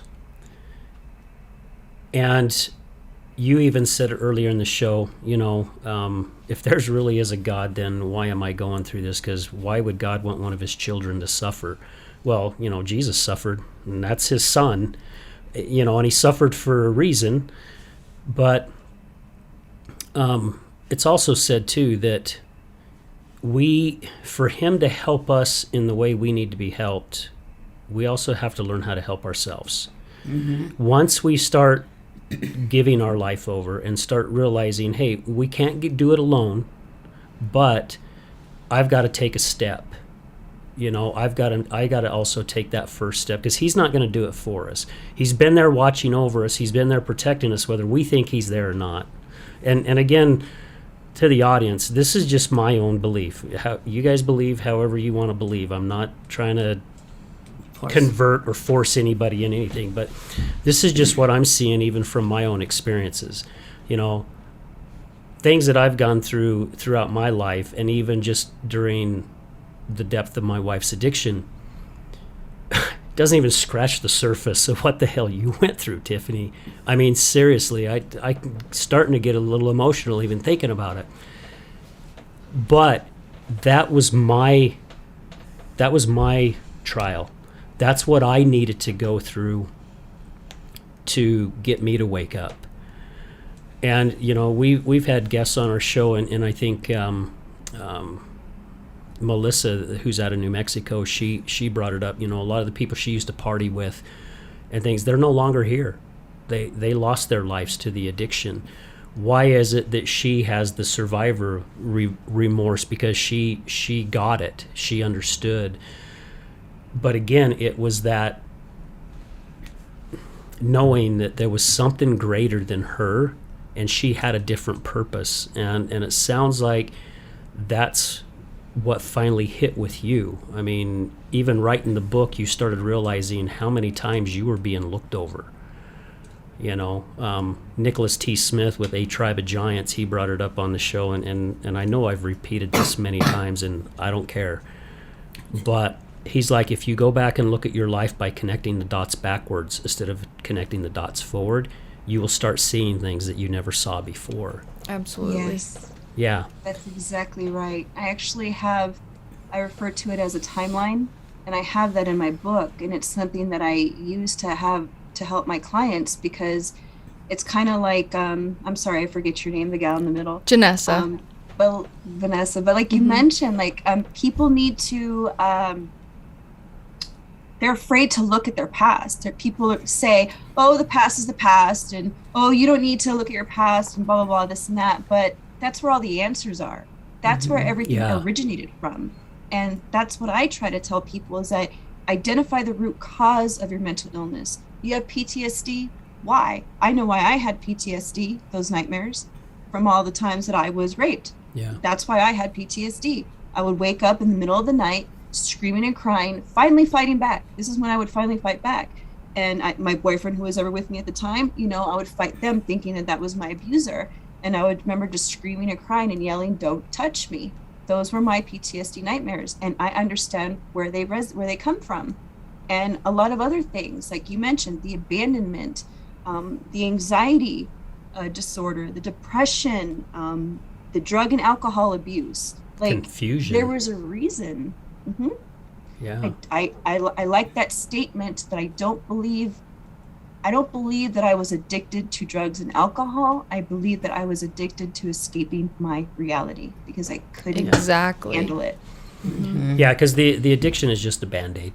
And those who understand addiction understand that. And that's at least a part I've learned, you know, with the depth of my wife's addiction, is just that Band-Aid. And I was listening to my friend Laban Ditchburn, or our friend Laban Ditchburn, just an incredible human being. And this was a guy that was addicted to pretty much everything. His book just came out, and it's called Bet on You. And I was listening to one of the chapters. Well, I listened to many of his chapters yesterday, but, you know, you've got to learn how to heal yourself from the inside out, not from the outside in. And I think that's where a lot of us get confused. You know, we're trying to fix our lives out in the 3D world by the way we're perceiving it and by the way that we're seeing it, when really it's inside here.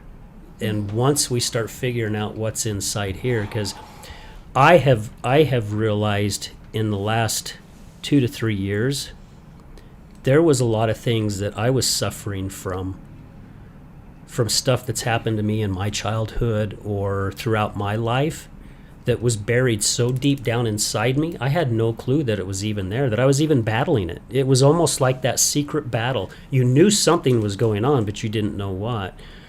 And that's why I really believe what my friend said. You got to heal yourself from the inside out.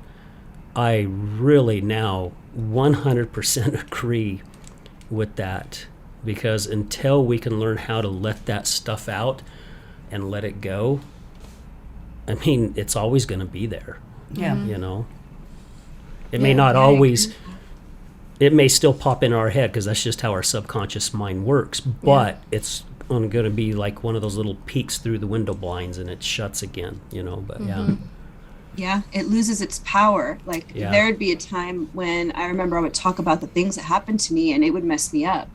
But as you can see, I'm better able to share things. So I agree with that wholeheartedly. And, you know, when a few years ago, that's what happened, is when I started healing myself. And because I remember thinking I was depressed, and we had already moved to Utah, and I'm thinking, we have a house, we're married, kids. Why do I feel this way? Because I wasn't drinking like I used to. I wasn't doing drugs. So I was feeling all those feelings, all those symptoms, all the emotions. And I just didn't understand why I was feeling so depressed. Like, what the heck is going on? So I just wanted to give up on life. I got fed up, and I was just like, what's the point of getting out of bed? Like, what's the point? There is no point. I'm just done. I was so fed up. And I remember laying in bed for a couple days, maybe 2 or 3. And my little babies, they're coming into the room and they're asking me why I'm laying in bed. That hit me. And I said, I can't do this to them. I cannot do this to them. My children deserve to have a better mother than mine was to me. And I didn't know what to do. So I went on a massive quest and I started researching. That's all I did all day, every day, for days, for weeks, and just researching, learning and learning and learning. And I stumbled on those 3 words, mind, body, and soul. And I said, okay, every day I'm going to do something for my mental health, my physical health, and my spiritual health.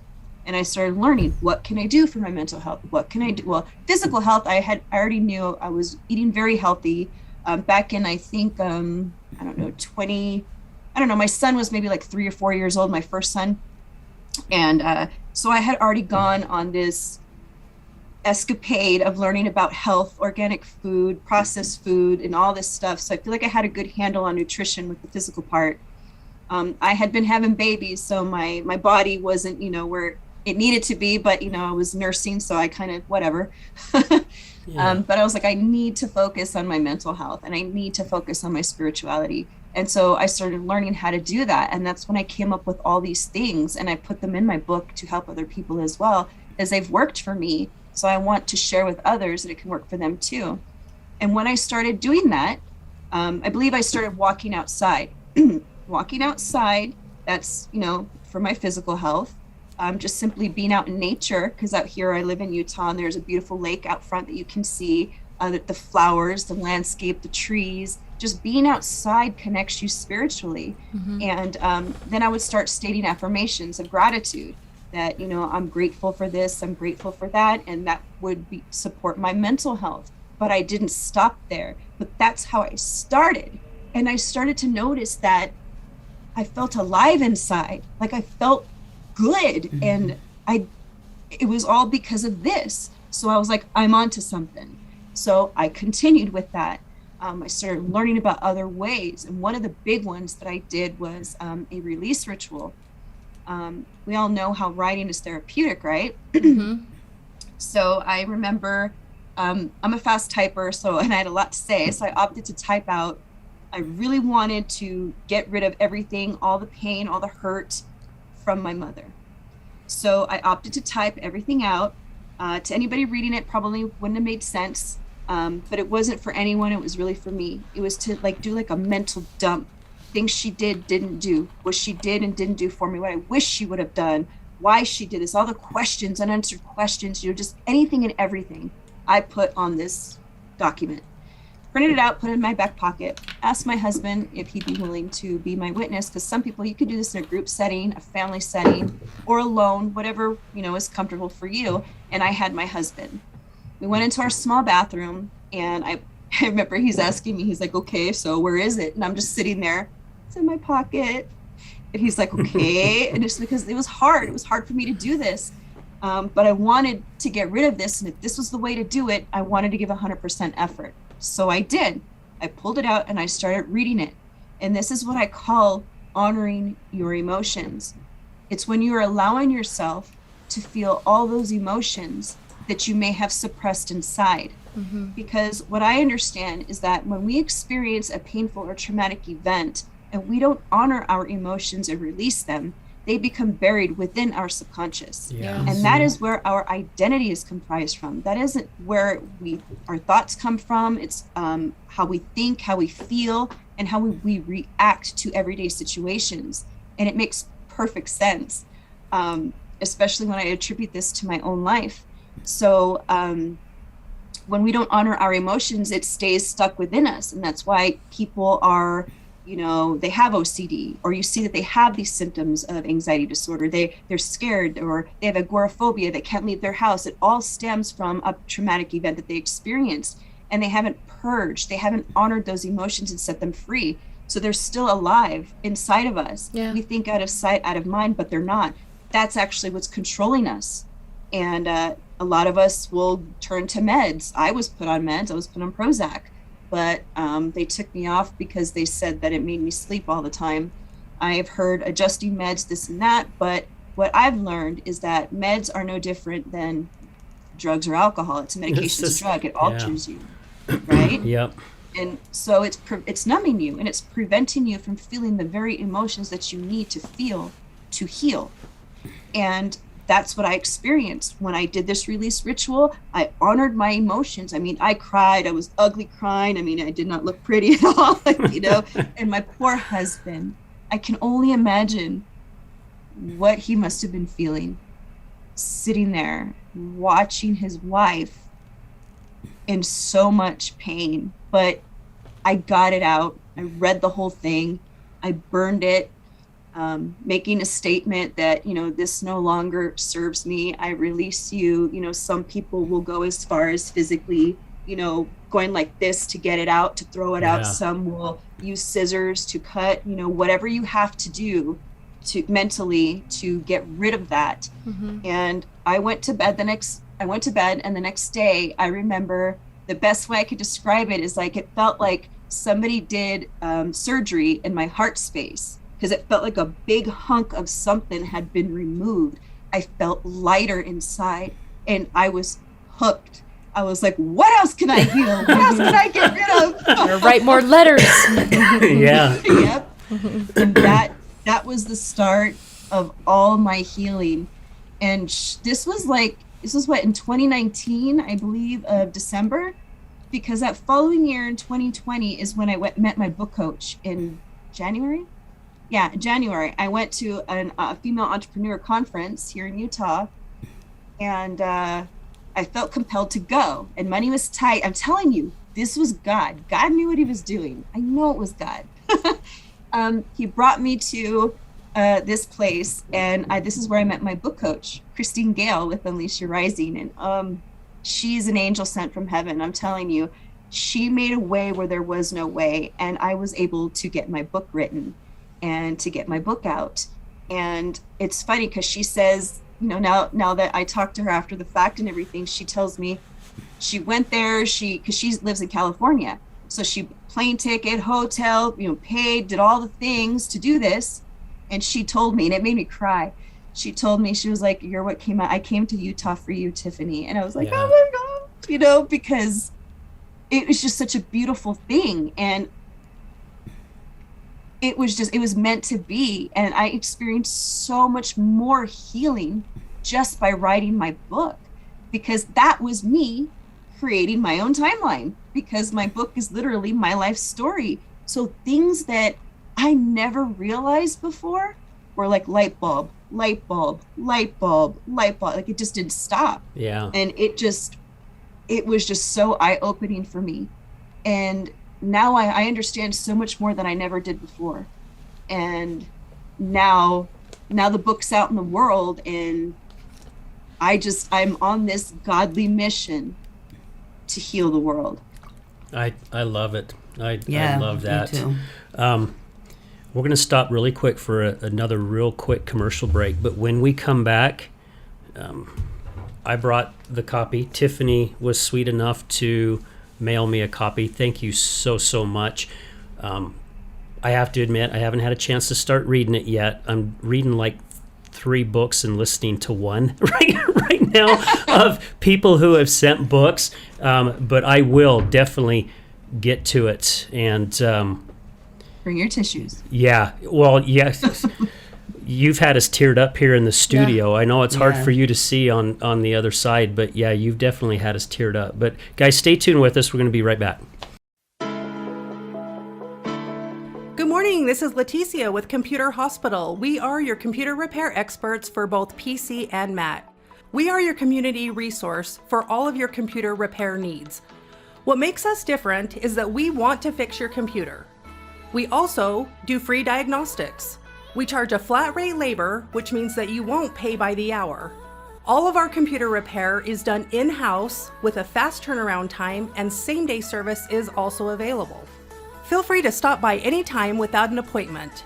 We're located in Sandy at 8721 South State Street.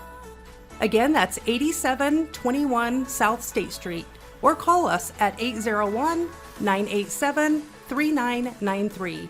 Again, that's 801-987-3993. This is Leticia with Computer Hospital, and we look forward to seeing you soon.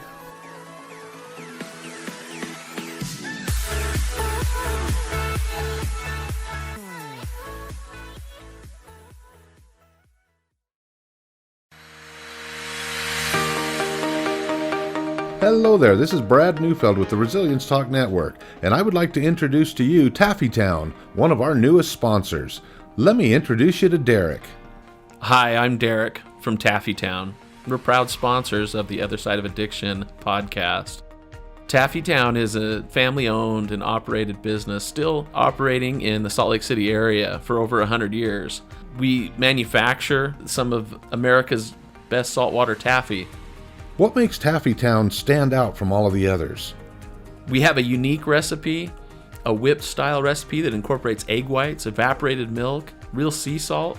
It's a unique product that is flavorful, melts in your mouth, and the best part is we probably have a flavor for anyone's liking, a flavor for any reason, for any season. We have unique flavors like chicken and waffles, maple bacon, frosted cupcake. New this year was a pineapple ghost pepper flavor. That's awesome. Where can people find out more about Taffytown and all of its products? You can check all of this stuff out. All of our products are available for sale on Taffytown.com. We ship for free from our website, so all of our pricing on there is shipping included. Oftentimes we offer special promotions and discounts to our loyal customers, so do be sure to sign up for an account, and we look forward to seeing what we can do to make you smile with our taffy. Where are you located? We are currently located at 9813 South Prosperity Road in West Jordan, Utah, just at the foothills of the Copper Canyon mine. Derek, taffy has always been a great gift to give. What are some of the creative ways Taffytown can help say thank you to others? Yeah, if you're looking for gift ideas, whether to say thank you to friends or family, or maybe to your clients after such a difficult or successful year that you've had, you could look no further than to get a gift idea from Taffytown.com. We offer pre-packaged gift boxes that say that it's saltwater taffy from the city of the Great Salt Lake, and it tells a little bit about the history of our community and making candy for so long.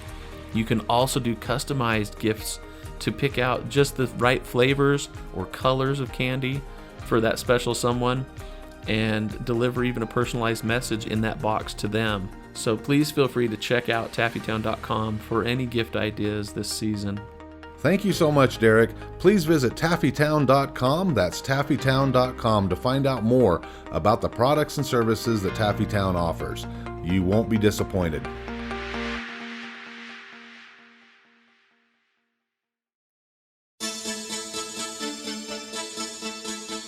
Do you know someone who's gambling with death due to an addiction? Do you know someone whose life is being turned upside down due to a loved one that's battling with addiction? Hi, I'm Al Richards. I am the host of the Other Side of Addiction podcast. I started the podcast due to my wife's battle with alcohol. Let's just say I became addicted to her addiction. Our podcast is helping people understand a little more about those who have battled addiction and those who are hurting from their addiction. Through raw vulnerability, we share stories that help uncover the root causes of addiction. Shame felt on both sides, matter of the conscious and subconscious mind, continued beliefs, and often confusing paths of recovery. We collaborate with real people and their stories, as well as licensed professionals, to help our audience gain a better understanding of addiction. You can find us on Resilience Talk Network.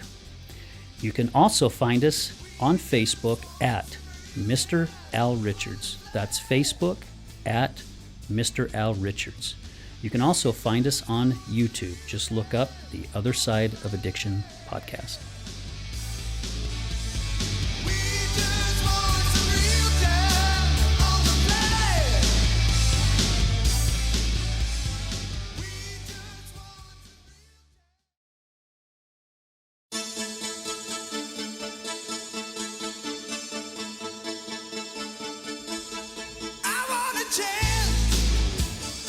All right, everybody, welcome back to The Other Side of Addiction. We are here with our special guest today, Tiffani Patlan. And again, this episode is brought to you by Rick Heaton, attorney at law.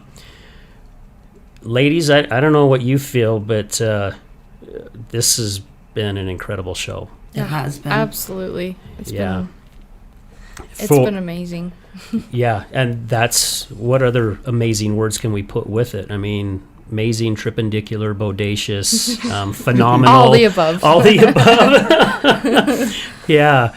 You know, and Tiffani, again, I always tip my hat off to our guests because it's not easy. I mean, seriously, it's not easy. And yes, you've written a book about it, and you've been guests on other podcasts. But as many times as I share my story, I still feel like I'm sharing it for the very first time. Yeah. You know, and to be able to open up and let people know what you went through at being such a young age and a young lady, to battle everything that you've gone through and to come out where you have come out at.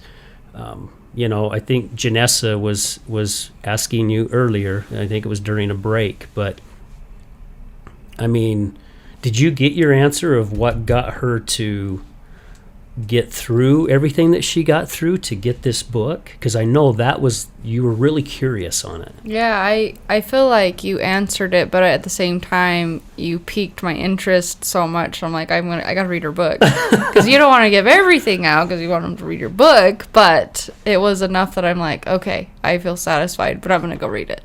There you go. Oh, sorry. So now, how long has your book been out? And again, guys, I mean, I'm sure you can find this like on Amazon and places like that, right? You can Yes, get it. it's available on Amazon.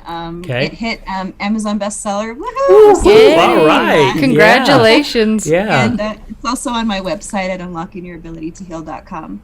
Okay. And That's so awesome. yeah, and the books Reinvent Your World mentally, physically, and spiritually. And we hit every single one of those on this show. I mean, really, every one was discussed. I mean, I was watching, as listening throughout the show and seeing those, I'm like, yeah, we nailed it. Mm-hmm. Every single thing that needed to be talked about was definitely talked about on this show. And please be sure to email me or text me that website, because we want to make sure when the show comes out, Tiffani, that we have that on there. And we do our best to promote our guests, especially if they have a website or a book or an event or whatever may come up, because yeah, we need people like yourself out there doing exactly what you're doing, sharing your story, getting it out there, helping. I just can't imagine how many women that you're already helping. Yeah. You know. Well, and I can really attest to this, that there's a few of the terms you brought up as you're speaking, like writing a timeline and then writing the letters and burning them and releasing them, and then the affirmations and the, you know, there's terms that really stuck out to me. And then also reading the letter out loud, you know, and I was able to do those in some of my therapy programs that I was in. And I can really affirm that those work. I mean, when you're saying that, I'm like, oh my gosh, those were so powerful. Even though it sounds so simple, but it made a huge difference. And I still use those tools today. I don't have to use them as much as I did, but I still, like, it's nice to have those tools in your pocket, especially when you have so much, I'm sure, like what you said, like so much, oh my gosh, experiences and trauma that you're dealing with. Like, it is powerful stuff, and I really appreciate you sharing your experience. I feel every time I get to listen to these stories, I feel so honored to be listening to this, that you're here sharing your story, and that you're alive, that you're thriving that you're writing a book, you're sharing it, because how many people don't make it? Yeah. You know what I mean? Like, that is absolutely incredible, and I just am so grateful for you and take my hat off to you for your bravery and all that. Like, it truly is amazing. It really is. You're amazing. I really, really appreciate that. It means a lot to me. And when I hear stuff like that, it just empowers me to keep going. One of the next huge things that is on my list that I'm in the process of is getting my story and talking on the TEDx stage. Oh my gosh, Oh, how nice.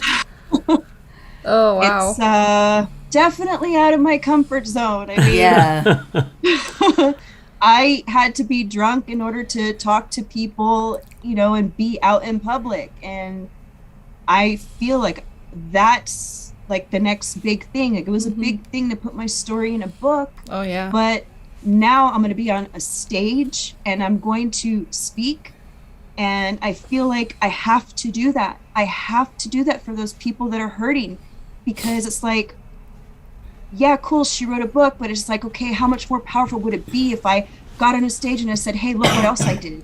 You know, I want so much to empower people and to just let them know that there's so much power in your voice. I recently told somebody that, you know, had, you know, sexually abused me.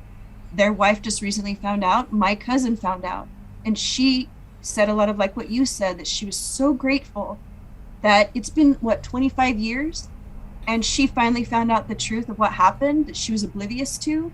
And she just would not stop thanking me so much, because even after 25 years, the truth is helping her. Yeah. And I'm like, wow, like if anybody out there has ever had anything happen to them, then they haven't spoke up and told anybody. It's very possible that if you did, you could actually be helping other people even after such a long time has passed. Yeah. Yeah. After 25 years.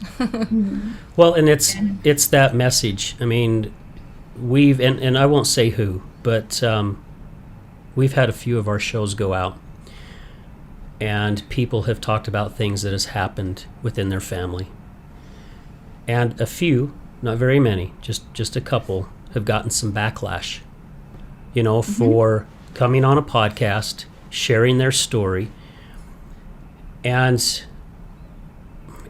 maybe I'm wrong by saying this, but when they reach out to me and they tell me and how hurt they are about the backlash that they're getting, my remark to it is, they're not hearing the story. They're not hearing the purpose. That's the big thing. They're not hearing, you even said it here, pain for a purpose. They're not hearing the purpose behind the message. They're thinking of them, of, you know, what's inside them that's causing them to put their wall up and to also thrash back out, you know, because... Well, most likely is guilt too. Yeah, They just, yeah. they know what happened, and they never admitted about it, and they never talked about it, and so they have this guilt inside of them because they could have helped that person, and they never did. Or Yeah. it's like you said, you know, if you don't talk about it, it never happened. Right. You know, let's put baby in the corner and let's just leave him That's there. You that's know? the family life I grew up with. Yeah. If we don't talk about it, it never happened. So I relate a lot to your story. A lot of things that you talked about happened to me, and especially with the bullying of your siblings, and I was attacked all the time by them, and then went to school and got it even worse. So yeah. And just think how many people don't realize that they could have been abused by their sibling and they're oblivious to it. Yeah. Oh, yeah. And it's carrying on into their lives, and they don't even know how. And I think that's with all of us. And I'm not done. You know, I've gone through a lot of healing, but I am not done. I'm going to forever be working on myself and healing, because there's layers, and sometimes you have to revisit certain things, like for example, self-forgiveness. It was recently when I just told my cousin about what her father had done to me. She I started learning how he was physically violent to her mother, all the stuff that she has gone through, and it affected me. And I was crying so bad, like I couldn't even work for the rest of the day. Like it messed me up really bad, because I was like, that time that the cops were called, that cousin came over to me in the bathroom and he knelt down and was telling me, I'm so sorry, you know, and I love my wife, blah, blah, blah. And I remember at that time, I was like, why is he saying all this to me? Like, how I had just been raped by another person. So I don't know why he's telling me all this. And now I know why. You know, I learned in my book is because he didn't want me to tell on him and get him in trouble. Yeah. But after learning how they were hurt even afterwards, I took it to heart, and I was like, the cops were right there. He was right in front of me. All I had to do was tell him what he did, and he would have gone to jail. And they wouldn't have been hurt. You know, it's because of me. I didn't speak up. And so that hurt me. So I had to revisit that self-forgiveness. I didn't know any better. I didn't understand. It wasn't my fault. And even though I knew those things, it was still helpful to hear that, you know, like from my husband, from my cousin and, you know, her mom. They were telling me that. And even though I know it, I needed to hear that. And I just simply needed to redo that work, because it opened up a wound, because I had learned. And that's when I realized I'm not going to stay silent anymore. I'm going to speak up, and I'm going to tell the truth. And if that family member gets pissed off, and if that family member gets pissed off, I do not care. I care more about protecting other children from being hurt by these people than I care about someone in the family being mad. To me, that is way more important. I love that. that. Yeah. That's perfect. Yep. Share your message. Yep. Because it needs to be shared. You know, look how many lives have been changed by so many other speakers. You know, you got people like Brene Brown and Les, oh my gosh, what's Les's last name? Patterson.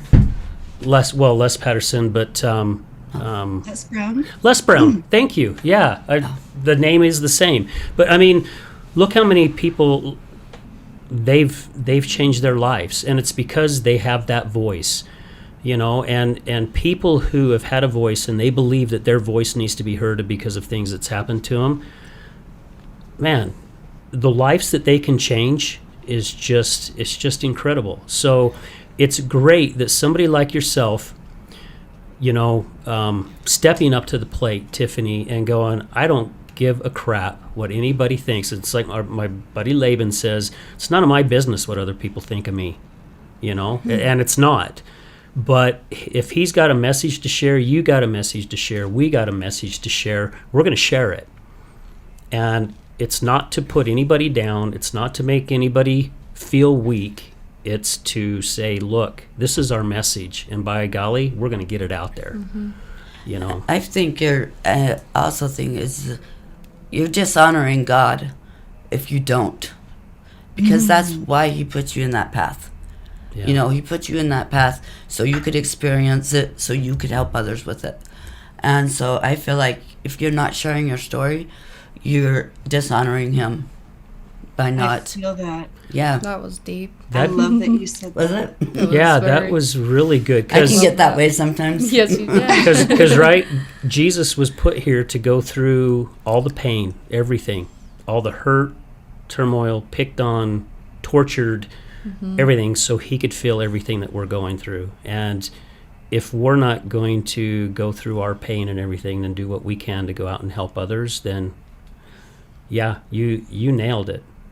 Yeah, you nailed it. Man, that's a high five, babe. That was that was I'm giving you a high five from here. That was really good.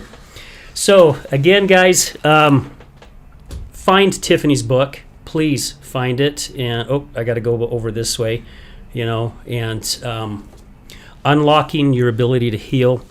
And Tiffani, man, you did it. I mean, and I know it's still a journey. It's always going to be a journey, but to be able to unlock your ability and heal the way that you've healed, and now to use that to help other people, and not just women. You know, there are guys that go through sexual abuse and thrown out on the streets and basically aren't allowed to have their voice. So, yeah, go ahead. Sorry, No, go, Janessa. what a cool, with all you've been through to hell and back many times, and you've gone through so much. But what a cool thing to say, if I can heal and move on, anyone can. You know what I mean? Yes. Yep. And I truly believe that. I believe every single one of us, every human being in this world has this innate ability to heal themselves. It's just that nobody ever taught them how to unlock that power. Yeah. And that's what I'm hoping my book is going to do. I'm using my book, as a beacon of light on the highest mountain. And I'm just saying, you guys, look, I figured this out. Come, let me help you. Let me help you. Like, here's what I found. And I understand not everything that worked for me will work for other people. That's why I have in my book a self-care section with different things that people can choose to, use to help them mentally, physically, and spiritually, because just like our trauma is unique to us, so is our healing. But the one thing that remains the same across the board is that we all have the power to unlock our ability to heal. I love that. Absolutely. Amen to that one. Mm-hmm. Yeah. Tiffani, thank you so much for taking time out of your afternoon to spend with all of us today. Your story is incredible. And I think there's hopefully here in the near future, there's something that we can hopefully work on together, because one of these days we're just going to put this huge event on, like a 2-day event, because we have had so many incredible people on our show that have, some of the stories are the same, but they're not. And a lot of us we understand that, but just thank you. So blessed and so grateful to have you on the show today. So thank you so much. And a big thank you to Charity Fuller for introducing us. I mean, that's the only reason why we connected. And Charity feels like she was prompt to go to that book signing just for this purpose, just so we could we could I meet. just got goosebumps. Yeah. I know that's God. Yeah. God is at work, and I feel like the more obedient that I am to his calling, the more things are happening. Like, I'll just share, I landed my first TV appearance on this next Monday. Wow. I'll be featured on ABC for Utah. Yay! That is segment. So awesome. Awesome. Nice. Congrats. That is so cool. Thank you. It's scary. Yeah. I ain't gonna lie, but I'm gonna do it because I believe that, like you said, I believe this is what God wants me to do, and I don't care how scary it is. I'm going to do it because I need to do this. And the ladies that are on that show, they'll make you feel so comfortable you won't even realize. I've been very blessed and fortunate to be on Good Things Utah a couple times with some different things, and the people there, they're great. Yeah, they make you feel very comfortable. And our good friend Todd Sylvester was just on there not too long ago. Mallory Roosh has been on there. Our friend Mallory out of St. George is on there, and hopefully you guys will be getting invited to an event. Mallory and Todd and myself are looking at putting an event together and come out and hear some incredible stories. And Tiffani, again, thank you. Please let us know if there's anything that we can do for you. And I just want to say, keep being. I mean, really, just keep being. Steve Hardison says that it's all about being, and we're talking capital B and E and then the ING. Just keep being, because you are doing incredible work. So thank you so much. Yeah. Thank you. Thank you very much for giving me this opportunity to share my message with the world. Absolutely. You're welcome. And Thank you I for forgot to sharing it. say this on the first show, and it's usually my, the little tagline that I yeah. say at the end. You didn't say it. Gosh, yeah, I'm slipping here, but we're going to end this show as we do at the end of every show. Remember, addiction is giving up everything for one thing. Recovery is giving up one thing for everything. Thank you, guys.